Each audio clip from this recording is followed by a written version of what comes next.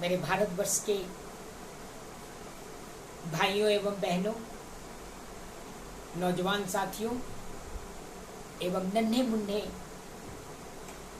खिलखिलाते हंसते दोस्तों, माताओं एवं बुजुर्गों, मैं दीपक कुमार बख्शी पुनः आपका हार्दिक अभिनंदन करता हूं। इस नई सदी के नए वर्ष के नौ बेला में आइए ईश्वर से हम प्रार्थना करें कि हम भारतवासी सदैव स्वस्थ, प्रसन्न एवं शांतिमय जीवन अपनाते हुए एकता व अखंडता के एक सूत्र में पिरोते हुए अपने भारतवर्ष को एक महान राष्ट्र, एक आत्मनिर्भर राष्ट्र, एक कुशल राष्ट्र एवं एक शांतिपूर्ण राष्ट्र बनाने हेतु कृत संकल्प होकर भारत विजन 2047 के तहत स्वतंत्रता के द्वितीय संग्राम में यानी आजादी के दूसरे आंदोलन में सम्मिलित होकर हम सब भारतवासी मिलके अपने भारतवर्ष को एक महान राष्ट्र, एक आत्मनिर्भर राष्ट्र, एक विकसित राष्ट्र एवं एक कुशल व शांतिपूर्ण राष्ट्र बनाने हेतु अपने कर्तव्य पथ पर आगे बढ़ें, मिल के चलें, खिल के चलें और दिल से चलें। मेरे नौजवान साथियों, मैं दीपक कुमार बख्शी, रहने वाला बिहार का, गंगा मैया के तट पर हंसते खेलते जीवन व्यतीत करते हुए स्वतंत्रता के सतत आंदोलन के साथ संपूर्ण क्रांति के नारे का उद्घोष करते हुए एवं आजादी का अमृत महोत्सव मनाते हुए अपने देश के आजादी का स्वर्णिम काल में शताब्दी महोत्सव मनाने हेतु भारत विजन 2047 यानी भारत का दृष्टिपत्र 2047 के तहत 10 महत्वपूर्ण बिंदुओं, 10 महत्वपूर्ण उद्देश्यों, 10 महत्वपूर्ण लक्ष्यों के साथ अपने भारतवर्ष को एक महान राष्ट्र, एक उज्जवल राष्ट्र, एक सार्वभौम सशक्त राष्ट्र, एक आत्मनिर्भर राष्ट्र, एक विकसित व कुशल राष्ट्र एवं विश्व के मानस पटल पर गौरव बढ़ाने वाला राष्ट्र, एक शांतिपूर्ण राष्ट्र, सत्यमेव जयते के संदेश को आगे बढ़ाने वाला राष्ट्र, सत्यम शिवम सुंदरम की भावना के साथ वसुधैव कुटुंबकम के लक्ष्य को प्रतिपादित करने वाला राष्ट्र एवं विश्व में विश्व गुरु बनने वाला राष्ट्र बनाने हेतु आइए मेरे नौजवान साथियों, मेरे भाइयों एवं बहनों, मेरे माताओं एवं बुजुर्गों, हम भारत विजन 2047 के तहत एक साथ मिलकर एक स्वर में आगे बढ़ें और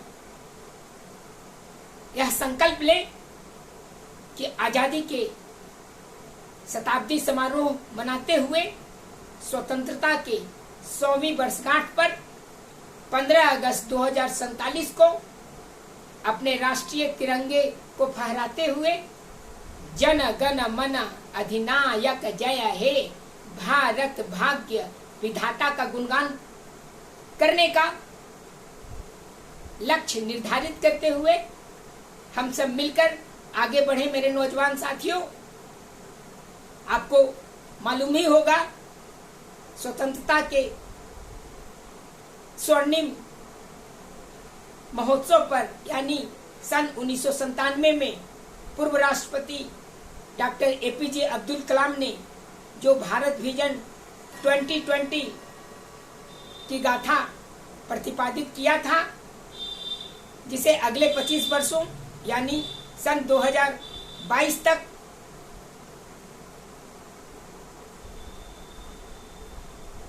एक भारत को एक महान राष्ट्र बनाने का सपना देखा था,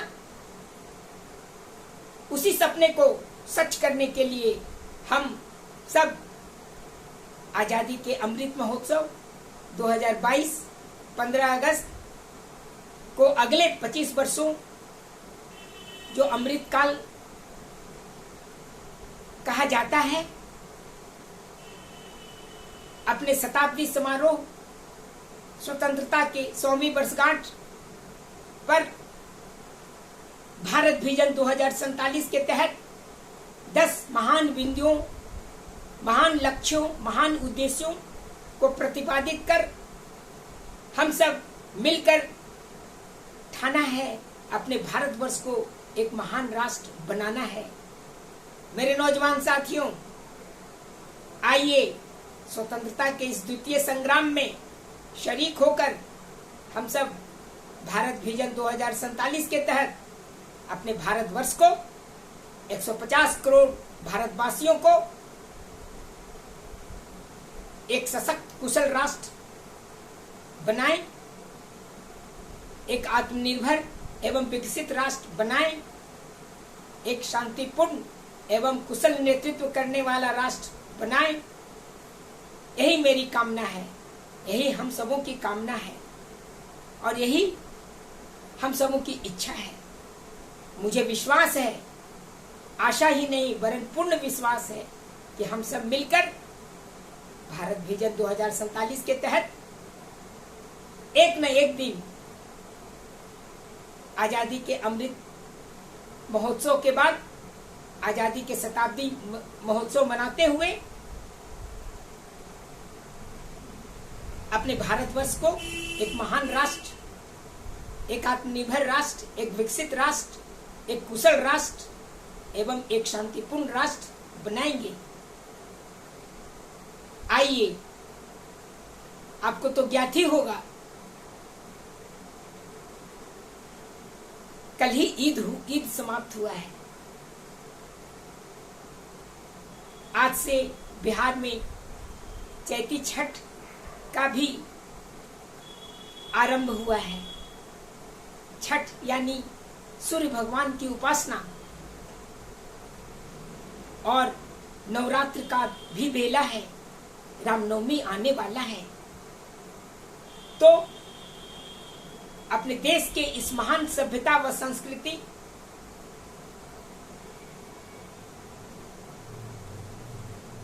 के उपलक्ष्य में हम पुनः यह संकल्प लें कि अपने भारतवर्ष को एक महान राष्ट्र बनाएंगे, एक आत्मनिर्भर राष्ट्र बनाएंगे, एक कुशल राष्ट्र बनाएंगे, एक विकसित राष्ट्र बनाएंगे और एक शांतिपूर्ण राष्ट्र बनाएंगे। मेरे नौजवान साथियों, हमारा संदेश है सत्यमेव जयते, हमारा संदेश है वसुधैव कुटुंबकम, हमारा संदेश है सत्य, अहिंसा और शांति, हमारा संदेश है एक शांतिपूर्ण भारत की परिकल्पना, हमारा संदेश है एक शांतिपूर्ण एशिया महादेश बनाना, हमारा संदेश है सतत एवं समावेशी विकास के साथ संपूर्ण विश्व में शांति का अलख जगाना। मेरे नौजवान साथियों, आपको ज्ञात ही होगा भारत विजन 2047 के तहत जो 10 उद्देश्य रखे गए हैं वो हैं एकता एवं अखंडता यानी यूनिटी एंड इंटेग्रिटी, कृषि एवं उद्योग यानी एग्रीकल्चर एंड इंडस्ट्री, विज्ञान एवं प्रौद्योगिकी यानी साइंस एंड टेक्नोलॉजी, स्वास्थ्य एवं शिक्षा यानी हेल्थ एंड एजुकेशन, शांति एवं संरक्षा यानी पीस एंड ट्रैंक्विलिटी, विकास एवं प्रबंधन यानी डेवलपमेंट एंड मैनेजमेंट, रणनीति एवं अंतरिक्ष यानी स्ट्रेटजी एंड स्पेस, ऊर्जा एवं अर्थव्यवस्था यानी एनर्जी एंड इकोनॉमी, पर्यावरण एवं पारिस्थितिकी यानी इन्वायरमेंट एंड इकोलॉजी, एवं जो सबसे महत्वपूर्ण लक्ष्य है वो है विरासत एवं प्रसन्नता का भाव, आनंद विभोर हो जाना, आनंद के साथ कार्यरत रहना यानी हेरिटेज एंड हैप्पीनेस। मेरे नौजवान साथियों, इन्हीं 10 महत्वपूर्ण उद्देश्यों, लक्ष्यों, बिंदुओं की ओर अग्रसर होते हुए हम सब भारतवासी मिलकर अपने भारतवर्ष को आजादी के अमृत महोत्सव के बाद आजादी के शताब्दी समारोह में 15 अगस्त 2047 तक अपने भारतवर्ष को एक महान राष्ट्र बनाएंगे, अपने भारतवर्ष को एक आत्मनिर्भर एवं कुशल राष्ट्र बनाएंगे, अपने भारतवर्ष को एक विकसित एवं शांतिपूर्ण राष्ट्र बनाएंगे। यही हमारी परिकल्पना है और यही वस्तुतः भारत विजन 2047 की गाथा है। मेरे नौजवान साथियों,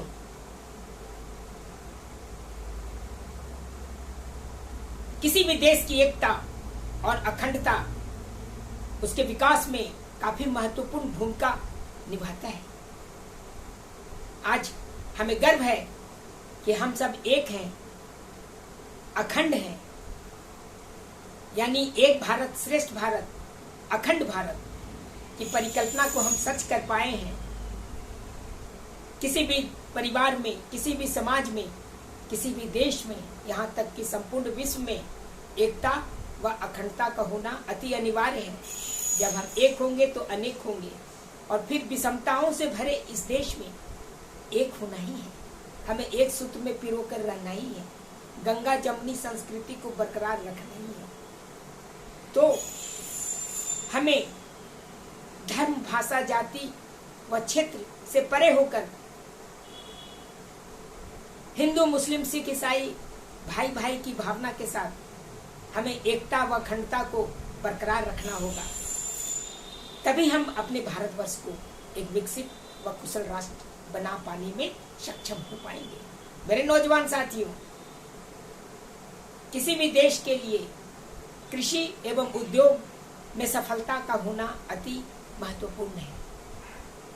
आजादी के बाद हरित क्रांति के तहत जो हम अपने देश में खाद्यान्न सुरक्षा में सफलता पाई है, प्राकृतिक एवं आधुनिक तकनीक के सहारे अपने खेतों में भरपूर उपज और लहलहाते फसलों से गांवों को समृद्ध किया है। संपूर्ण भारतवासी को भोजन, वस्त्र, आवास के तहत सर्वभौम सशक्त बनाने में सफल हो पाया है। तो इसमें कृषि की भूमिका काफी महत्वपूर्ण है। आज पुनः द्वितीय हरित क्रांति की संभावना व्यक्त की जा रही है, जिसके तहत हम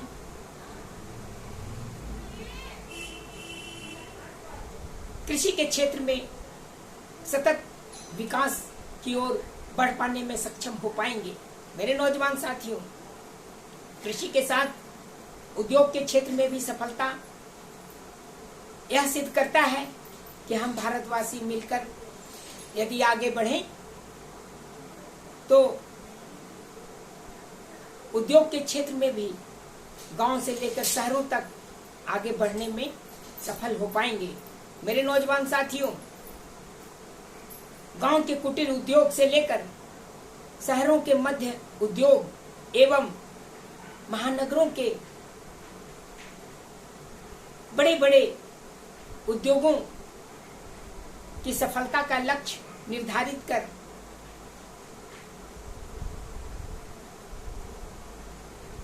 हम न केवल कृषि बल्कि उद्योग के क्षेत्र में भी सफल हो पाए हैं। अभी और आगे बढ़ना है, क्योंकि हमारी देश की बढ़ती जनसंख्या में युवाओं एवं युवतियों के रोजगार की भी संभावना को तलाशना है, कुशल अर्थव्यवस्था को भी आगे बढ़ाना है और हम सब को मिलकर कृषि व उद्योग के क्षेत्र में आगे बढ़ना है। तभी हम अपने भारतवर्ष को एक विकसित राष्ट्र बना पाएंगे। मेरे नौजवान साथियों, किसी भी राष्ट्र के लिए विज्ञान एवं तकनीक में विकास एवं अनुसंधान का होना अति अनिवार्य है। वर्षों पहले हम लोगों ने जो विज्ञान एवं तकनीकी की अवधारणा की बुनियाद डाली थी, आज वो सफल हो पाने में महत्वपूर्ण भूमिका देश के विकास में हो पाया है। आज हम न केवल अपने प्राचीन विज्ञान एवं तकनीक बल्कि आधुनिक तकनीक के सहारे आगे बढ़ने में सफल हो पाए हैं। यहाँ तक कि नए नए तकनीक, इंजीनियरिंग की कुशल विधा के सहारे हम कृत्रिम बुद्धिमत्ता, रोबोटिक्स, नैनो टेक्नोलॉजी आदि के क्षेत्र में सफलता पाई है। यह कम बात नहीं है। आज आजादी के वर्षों बाद भी हम विज्ञान एवं तकनीकी के क्षेत्र में अभी आधी लड़ाई लड़ी है। हमें अभी उन्नत तकनीक को अपनाना है। उसके लिए विकास एवं अनुसंधान का सहारा लेना होगा। हमें अपने युवाओं को आगे बढ़ाना होगा।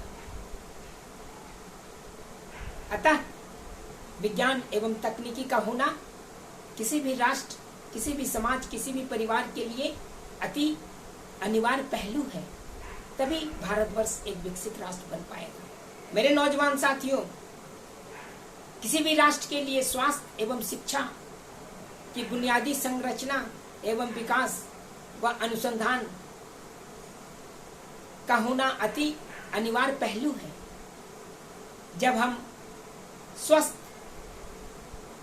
मन, स्वस्थ शरीर एवं स्वस्थ आत्मा के सहारे एक कुशल, संस्कृत, शिक्षित समाज, परिवार एवं देश की रचना कर पाने में सफल हो पाएंगे, तभी हम एक विकसित राष्ट्र की अवधारणा को सच करने में सफल हो पाएंगे। हमारे देश में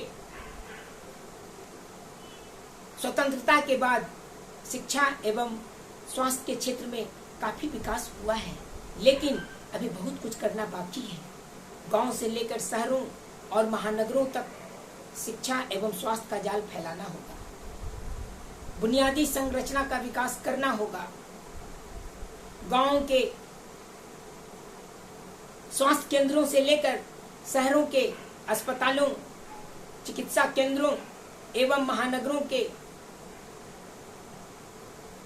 राष्ट्रीय चिकित्सा अनुसंधान संस्थानों के सहारे एवं उन्नत विज्ञान एवं प्रौद्योगिकी के सहारे अपने देश में स्वास्थ्य के क्षेत्र में एक आधारभूत संरचना का विकास करना होगा। हम बहुत कुछ क्षेत्र में सफलता पाए हैं, लेकिन अभी बहुत आगे काम करना है। हमें उसी तरह शिक्षा के क्षेत्र में भी गांवों के स्कूलों से लेकर शहरों के महाविद्यालयों, हाई स्कूलों एवं महानगरों के विकास एवं अनुसंधान केंद्रों, शिक्षा के उन्नत संस्थानों की संरचना का विकास करने में पहल करना होगा। गांवों से लेकर शहरों तक ITI, पॉलिटेक्निक, इंजीनियरिंग एवं मेडिकल कॉलेजेस, प्रबंधन के श्रेष्ठ विद्यालय, महाविद्यालय एवं कौशल विकास केंद्रों की संरचना करना होगा, जिसके सहारे हम एक शिक्षित एवं स्वस्थ समाज की रचना कर पाने में सफल हो पाएंगे। तभी हम अपने भारतवर्ष को एक विकसित एवं आत्मनिर्भर राष्ट्र बनाने में सफल हो पाएंगे। मेरे नौजवान साथियों, भारत जैसे विशाल देश में शांति एवं संरक्षा का होना अति अनिवार्य है। जब हम शांत मन से, शांत शरीर से, शांत आत्मा से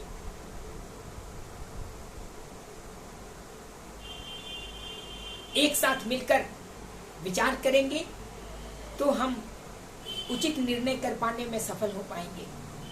जब हमारा तन, मन, धन यानी संसाधन शांतिपूर्ण होगा, जब हमारा परिवार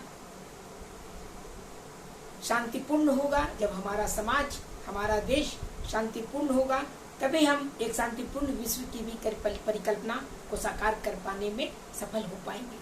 मेरे नौजवान साथियों, आज युद्ध की नहीं, शांति की आवश्यकता है।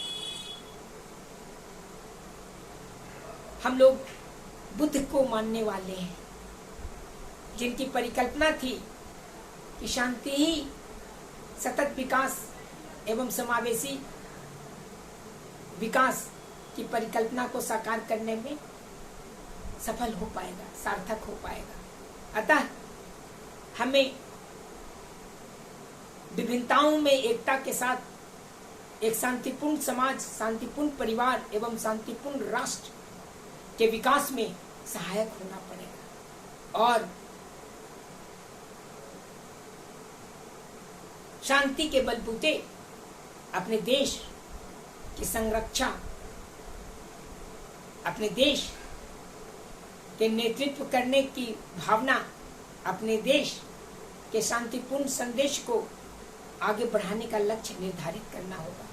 तभी हम अपने भारतवर्ष को एक विकसित राष्ट्र बनाने में सफल हो पाएंगे। मेरे नौजवान साथियों, किसी भी देश के लिए सतत एवं समावेशी विकास, सतत एवं समावेशी प्रबंधन का होना अत्यंत महत्वपूर्ण उपलब्धि है। आज हम सतत विकास के लक्ष्य जो संयुक्त राष्ट्र संघ के द्वारा वर्षों पहले प्रतिपादित किया गया था, जिसे 2030 तक पूरा करना है, जिसके तहत गरीबी का उन्मूलन, शिक्षा एवं स्वास्थ्य के क्षेत्र में सफलता, रोजगार एवं महंगाई पर अंकुश, प्राकृतिक आपदाओं से बचाव एवं कुशल अर्थव्यवस्था की ओर अग्रसर होने का लक्ष्य निर्धारित किया गया था। आज हम वर्षों बाद भी मिलेनियम डेवलपमेंट गोल के बाद 21वीं सदी का दूसरा लक्ष्य, सतत विकास का लक्ष्य पूरा करने में अंशतः सफल हुए हैं, लेकिन हमें और भी कार्य करना होगा। इसलिए सतत एवं समावेशी विकास हेतु एवं कुशल प्रबंधन हेतु हमें आधारभूत संरचना का विकास करना होगा, चाहे वो यातायात का क्षेत्र हो, चाहे वो रेल, वायु, जल, थल, नभ, इन सभी के क्षेत्र में हमें आगे बढ़ना होगा। हमें प्राकृतिक आपदाओं पर अंकुश लगाने हेतु कुशल प्रबंधन का भी विकास करना पड़ेगा। हमें प्राकृतिक आपदाओं एवं मानव जनित आपदाओं जैसे बाढ़, सुखाड़, भूकंप, चक्रवात आग एवं ग्लोबल वार्मिंग व ग्लोबल कूलिंग यानी भूमंडलीय उष्णता एवं भूमंडलीय शीतलता के साथ साथ जलवायु परिवर्तन जैसे आपदाओं से भी जूझना होगा। रह रहकर कोरोना और वैश्विक महामारियों से भी हमें जूझना होगा और मानवता की रक्षा करना होगा। तो मेरे नौजवान साथियों, विकास एवं प्रबंधन का होना उतना ही जरूरी है जितना कि स्वास्थ्य एवं शिक्षा का होना, जितना कि विज्ञान एवं प्रौद्योगिकी का होना और जितना कि कृषि व उद्योग का होना। तो मेरे नौजवान साथियों, हमें सतत एवं समावेशी विकास की ओर कुशल प्रबंधन के सहारे आगे बढ़ते रहना है, तभी हम भारतवर्ष को एक विकसित राष्ट्र पाने में सफल हो पाएंगे। मेरे नौजवान साथियों, भाइयों एवं बहनों, आपको मालूम ही होगा कि किसी भी राष्ट्र के विकास में कुशल रणनीतिक उपलब्धता एवं अंतरिक्ष में विकास व अनुसंधान के लक्ष्य को प्रतिपादित करना महत्वपूर्ण माना गया है।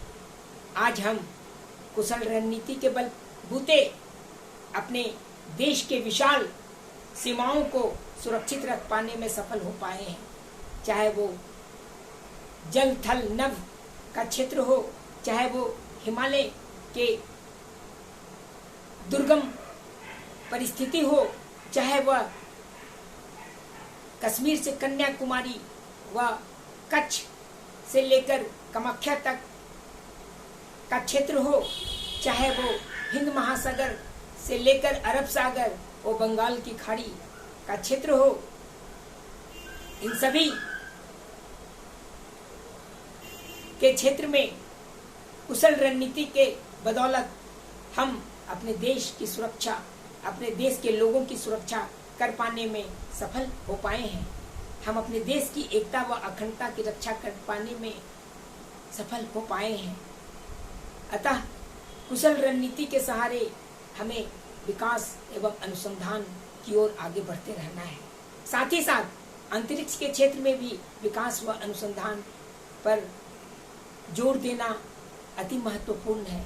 आज चाहे वो चंद्रायन हो, चाहे वो सूर्यायन हो, चाहे वो गगनयान का क्षेत्र, चाहे वो भारतीय अंतरिक्ष स्टेशन की परिकल्पना हो, चाहे वो L1 पॉइंट के सहारे सूर्य की अवधारणा को सत्य करने का लक्ष्य हो, चाहे वो समुद्रायन हो, यानी क्या आकाश, क्या पाताल, क्या पृथ्वी, सभी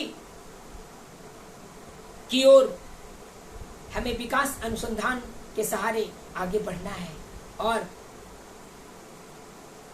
एक नया भारत बनाना है, एक विकसित राष्ट्र बनाना है।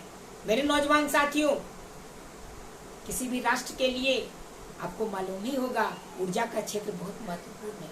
साथ ही साथ अर्थव्यवस्था का भी कुशलता भी काफी महत्वपूर्ण है। जब हम ऊर्जा के क्षेत्र में, चाहे वो प्राकृतिक तेल हो, गैस हो, चाहे वो खाद्य हो, चाहे वो भोज्य पदार्थ हो, चाहे वो प्राकृतिक ऊर्जा के संसाधन हो, चाहे वो गैर पारंपरिक और पारंपरिक ऊर्जा का क्षेत्र हो, चाहे वो जल ऊर्जा का स्रोत हो, ताप ऊर्जा का स्रोत हो, चाहे वो नाभिकीय ऊर्जा का स्रोत हो, और तो और परमाणविक ऊर्जा के साथ साथ हमें हाइड्रोजन और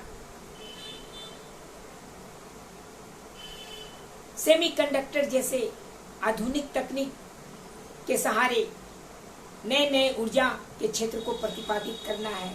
हरित ऊर्जा एवं स्वच्छ ऊर्जा के साथ अपने देश का विकास करना है। ऊर्जा के क्षेत्र में आत्मनिर्भर बनते हुए अपने देश की अर्थव्यवस्था को भी कुशल बनाना है। आज हम वर्षों बाद यानी स्वतंत्रता के लगभग 77 वर्षों के बाद विश्व के 5वें कुशल अर्थव्यवस्था का राष्ट्र बनने में समर्थ हो पाए हैं। हमें गर्व है कि हमारा लक्ष्य विश्व के 3य कुशल अर्थव्यवस्था वाला राष्ट्र बनने का है। और तो और भारत विजन 2047 के तहत अपने देश के सकल घरेलू उत्पाद यानी जीडीपी के विकास का लक्ष्य प्रतिवर्ष 10 से लेकर 20% करने का भी लक्ष्य निर्धारित किया गया है। साथ ही साथ प्रति व्यक्ति आय 1 लाख से लेकर 20 लाख प्रति व्यक्ति प्रति वर्ष करने का भी लक्ष्य रखा गया है। और तो और $5 ट्रिलियन अर्थव्यवस्था वाला राष्ट्र से लगभग 35 से 45 ट्रिलियन की अर्थव्यवस्था वाला राष्ट्र बनाने हेतु हमें काफी परिश्रम करने होंगे। हमें नए नए नवाचार परियोजनाओं, विकास एवं अनुसंधान के सहारे अपने देश को एक उन्नत राष्ट्र बनाना होगा। अपने देश के कुशल अर्थव्यवस्था के सहारे गरीबी, भुखमरी, बेरोजगारी को दूर करना होगा एवं प्राकृतिक आपदाओं से जूझना होगा। तभी हम अपने भारतवर्ष को एक विकसित राष्ट्र बना पाने में सफल हो पाएंगे। मेरे नौजवान साथियों, किसी भी समाज, किसी भी परिवार एवं किसी भी देश, यहाँ तक कि संपूर्ण विश्व के लिए पर्यावरण एवं पारिस्थितिकी में संतुलन, पर्यावरण एवं पारिस्थितिकी का संरक्षण अति अनिवार्य है। जब हम पर्यावरण एवं विकास के मध्य संतुलन स्थापित करेंगे, जब हम पारिस्थितिकी एवं विकास के मध्य संतुलन स्थापित करने में सफल हो पाएंगे, जब हम अपने मानव जाति के साथ साथ पशु पक्षियों एवं चराचर जगत के सभी प्राणियों की रक्षा करने में सफल हो पाएंगे, जब हम एक हरित राष्ट्र, हरित समाज एवं हरित विश्व की परिकल्पना को साकार करने में सफल हो पाएंगे, तभी हम एक विकसित भारत को बनाने में सफल हो पाएंगे।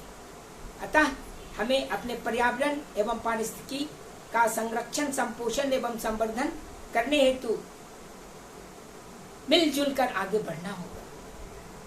हमें एक नया जीवन की परिकल्पना करना होगा, जो प्रकृति के सहारे अपने पृथ्वी माता के गोद में हंसते खेलते हुए, इठलाते हुए एक शांतिपूर्ण जीवन अपनाने में समर्थ हो पाए। ऐसा जीवन, ऐसा समाज, ऐसा परिवार और ऐसा राष्ट्र की परिकल्पना को साकार करने हेतु पर्यावरण एवं पारिस्थितिकी का संरक्षण अति अनिवार्य है। तभी हम अपने भारतवर्ष को एक विकसित राष्ट्र बना पाने में सफल हो पाएंगे। मेरे नौजवान साथियों, हमारे भारत विजन 2047 का जो 10वां महत्वपूर्ण बिंदु है, वो है विरासत का संरक्षण एवं प्रसन्नता का भाव। तन मन संसाधन से प्रसन्नता, तन मन व संसाधन से अपने विरासत का संरक्षण, अपनी प्राचीन गौरवशाली सभ्यता एवं संस्कृति का संरक्षण, अपने मानवता की रक्षा करने का संरक्षण, अपने गांव एवं शहरों के साथ साथ संविधान द्वारा प्रदत्त अपने कर्तव्यों व अधिकारों का संरक्षण, अपने लोकतंत्र की जननी कहे जाने का संरक्षण, अपने एकता व अखंडता एवं शांतिपूर्ण विकास का संरक्षण। तो हमें अपने विरासत का संरक्षण, अपने गौरवशाली विरासत के सहारे अपने सफल वर्तमान व उन्नत भविष्य, उज्जवल भविष्य की ओर आगे बढ़ना होगा और हमें मिलजुल कर एक शांत मन से, एक प्रसन्न मन से, एक स्वस्थ मन से शांतिपूर्ण जीवन यापन करते हुए अपने परिवार को, अपने समाज को, अपने देश को, यहाँ तक कि अपने महादेश व संपूर्ण विश्व को एक प्रसन्न, स्वस्थ एवं शांतिपूर्ण बनाना होगा। तभी हम सच्चे अर्थों में भारतवर्ष की सभ्यता व संस्कृति के सहारे सत्यमेव जयते के संदेश के साथ, सत्य, अहिंसा व शांति के संदेश के साथ एवं वसुधैव कुटुंबकम के संदेश के साथ, विश्व के मानस पटल पर विश्व गुरु बनने के संदेश के साथ और भारत विजन 2047 के तहत अपने भारतवर्ष को एक महान राष्ट्र, एक आत्मनिर्भर राष्ट्र, एक कुशल राष्ट्र, एक विकसित राष्ट्र, एक शांतिपूर्ण राष्ट्र बनाने के संदेश के साथ आगे बढ़ना होगा। आइए मेरे नौजवान साथियों, मिल के चलें, खिल के चलें और दिल से चलें और स्वतंत्रता के इस द्वितीय आंदोलन में सम्मिलित होकर भारत विजन 2047 के तहत अपने देश को एक महान राष्ट्र, एक उज्जवल राष्ट्र, एक शांतिपूर्ण राष्ट्र, एक विकसित राष्ट्र, एक आत्मनिर्भर राष्ट्र, एक कुशल राष्ट्र और विश्व के मानस पटल पर कुशल नेतृत्व करने वाला राष्ट्र बनाने हेतु एक नए संकल्प, नई आशा, नए विश्वास के साथ आगे बढ़ें और मुझे पूरा विश्वास है, आत्मविश्वास है कि हम अपने लक्ष्यों की सफलता में अवश्य कामयाब होंगे। मेरे नौजवान साथियों, आइए मैं पुनः आपसे ईश्वर से सादर प्रार्थना करता हूं और आपके स्वस्थ,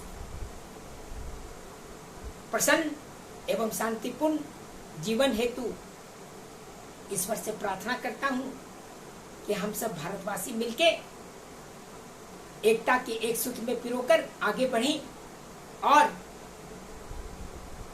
भारत विजन 2047 के तहत अपने भारतवर्ष को एक महान राष्ट्र, एक शांतिपूर्ण राष्ट्र, एक विकसित व आत्मनिर्भर राष्ट्र, एक कुशल नेतृत्व करने वाला राष्ट्र बनाने की दिशा में आगे बढ़ें। मिल के चलें, खिल के चलें और दिल से चलें। मेरे नौजवान साथियों, जय हिंद, जय हिंद, जय हिंद। वंदे मातरम, वंदे मातरम, वंदे मातरम। भारत माता की जय, भारत माता की जय, भारत माता की जय। जय भारतवर्ष, जय हम भारत के लोग और जय जय हे जन गण मन भारत भाग्य विधाता।